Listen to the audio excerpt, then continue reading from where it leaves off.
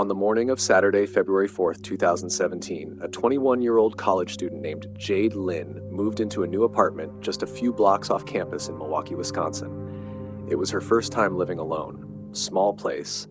Studio layout, creaky floors, exposed brick wall, and one single window that faced an alley.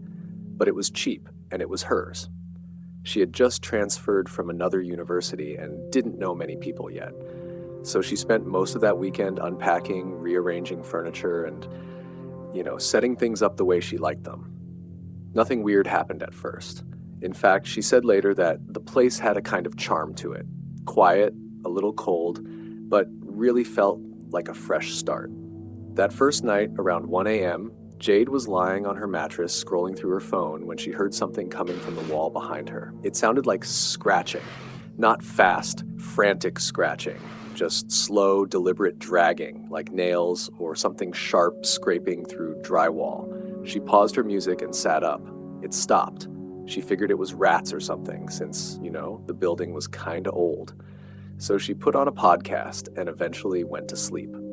The next night, the scratching came back. Same wall, same pattern. She pressed her ear against it. This time she thought she could hear something else underneath the scratching. A faint clicking, like a tongue hitting teeth. Wet, precise. She backed away and decided to sleep on the couch. By Monday morning, she called the landlord to complain. The landlord told her flatly, "You're in 3B, right?"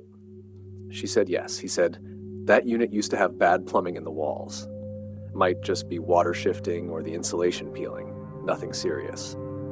He didn't offer to come check it. So that night, Jade stayed at a friend's place. But when she came back Tuesday morning, she found something strange on the floor of her apartment.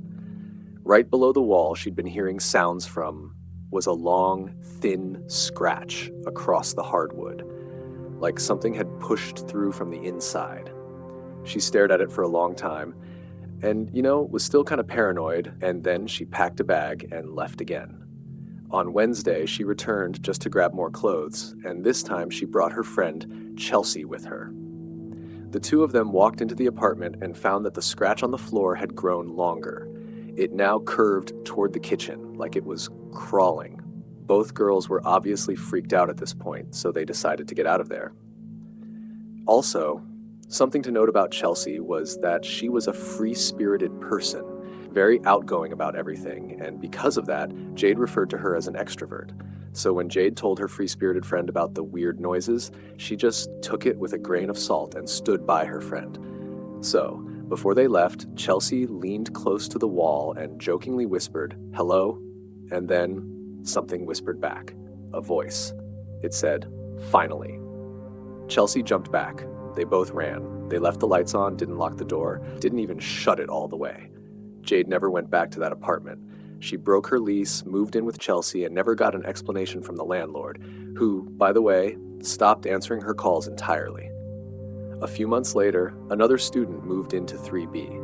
He lasted 2 weeks. Then one night, just after midnight, neighbors heard someone screaming and banging on the walls.